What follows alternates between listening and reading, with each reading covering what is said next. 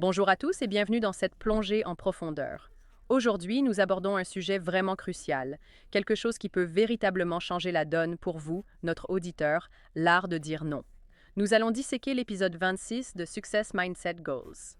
Ta dose de boost hebdo par Romuald Tranchot. Il s'intitule Priorité d'abord, l'art de dire non pour protéger votre énergie. Cela vous semble-t-il familier? Peut-être que vous vous sentez dispersé, comme si vos projets n'avançaient pas aussi vite que vous le souhaiteriez, ou peut-être avez-vous l'impression de faire du surplace, sans jamais atteindre vos objectifs. Cette source que nous avons examinée met vraiment en lumière un piège courant. Accepter trop de choses, dire oui presque automatiquement. Nous allons absolument décortiquer cela. Et vous savez, comme le souligne le matériel source, ce genre de oui automatique peut avoir des racines assez profondes. N'est-ce pas? On parle de culpabilité, peut-être de la peur de décevoir les gens, ou même de confondre être occupé, vous savez, faire constamment des choses avec être réellement efficace sur ce qui compte vraiment. Notre objectif aujourd'hui est donc de vraiment comprendre pourquoi maîtriser l'art de dire non est si crucial, et peut-être plus important encore, comment cela peut libérer une quantité surprenante d'énergie et de potentiel pour vous. Exactement. L'idée centrale de la source est puissante. Chaque fois que vous dites oui à la mauvaise chose, c'est en fait un non à ce qui compte vraiment pour vous. Protégez votre temps, protégez votre énergie. Ce n'est pas du tout égoïste, loin de là. C'est en fait une stratégie fondamentale pour progresser vers un succès qui est véritablement aligné avec vos priorités. Et la bonne nouvelle, comme le mentionne la source, c'est qu'en vous recentrant sur l'essentiel, vous pouvez puiser dans une sorte de pouvoir créatif et un sentiment de calme que vous n'auriez peut-être pas attendu. Et pour vraiment amorcer cette réflexion plus profonde, l'épisode de Success Mindset Goals soulève une question clé, et je pense qu'il vaut la peine de s'y arrêter. Pourquoi trouvons-nous si difficile de dire non? Nous devons reconnaître que cette difficulté est souvent liée à la peur, n'est-ce pas? Peur d'un jugement, peur de décevoir les autres.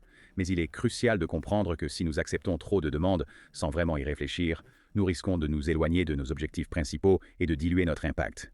Dire non dans cette optique n'est pas égoïste. C'est en fait un geste stratégique. Il s'agit de protéger votre énergie et de renforcer votre alignement avec ce que vous valorisez vraiment. Oui, cela a du sens. Et la source vous invite en fait, vous, l'auditeur, à faire un peu de réflexion personnelle avec des questions vraiment intéressantes. Tout d'abord, quelles sont les demandes auxquelles vous dites souvent oui, même si au fond, elles ne vous servent pas vraiment ou ne servent pas vos objectifs? Ensuite, imaginez un instant si vous saviez que chaque oui compromettrait un projet qui vous passionne vraiment. Comment filtreriez-vous vos engagements différemment? Et enfin, c'est une grande question. Comment définissez-vous ce qui est essentiel dans votre vie? Est-ce clair comme de l'eau de roche dans votre esprit ou est-ce encore un peu flou? Prenez peut-être un moment pour vraiment y réfléchir. Cela en vaut la peine. Donc, en revenant sur ce que nous avons exploré aujourd'hui, grâce à cet épisode de Success Mindset Goals, nous avons vraiment approfondi l'importance vitale de maîtriser cet art délicat de dire non. Comme Romuald l'a si bien expliqué, faire cela vous permet de reprendre le contrôle de votre temps et de votre énergie. Cela vous aide à gagner en clarté dans vos actions, à augmenter votre impact là où cela compte le plus, et aussi, c'est crucial, à protéger votre bien-être mental. Essentiellement, chaque non devient la porte d'entrée vers un oui beaucoup plus puissant pour vos véritables priorités. N'est-ce pas? Et la source souligne plusieurs pièges dans lesquels nous pouvons tomber avec ce oui automatique. Il y a la dispersion de notre énergie, nous éparpillant sur trop de choses. Il y a aussi ce que vous pourriez appeler le syndrome du super-héros. Vous savez, vouloir tout faire pour tout le monde, être partout, et puis une confusion générale des priorités, perdant de vue ce qui est réellement important. Romuald donne également des conseils pratiques pour éviter ces pièges. Il parle de clarifier vos priorités, d'identifier clairement les activités qui vous rapprochent réellement de vos objectifs. Et aussi, c'est important, pratiquer l'autocompassion, être bienveillant envers vous-même dans ce processus. L'auteur souligne vraiment certaines vérités clés, comme il les appelle.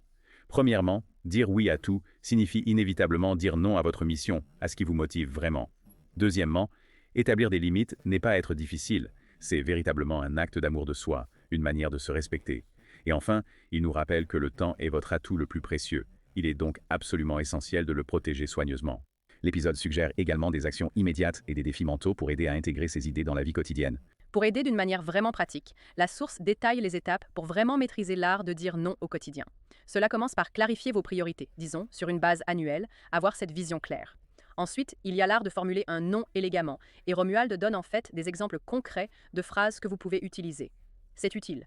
Il suggère également de programmer des plages horaires vides dans votre calendrier, du temps de recharge, sans rien de prévu, et même, ce que j'ai trouvé intéressant, de créer une liste interdite. Des choses auxquelles vous vous engagez simplement à dire non, point final. Oui, cette idée de liste interdite est assez concrète.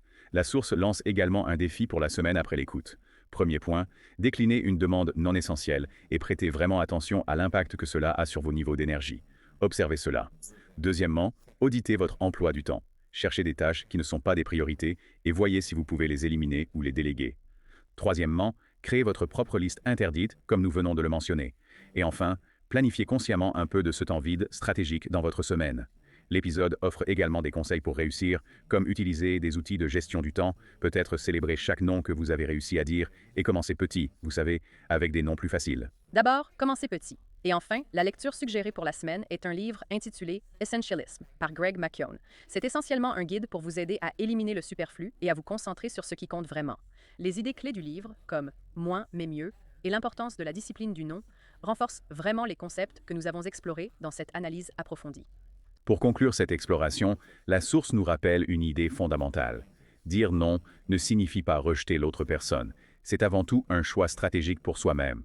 Et la question finale que pose Romuald est, je pense, assez puissante.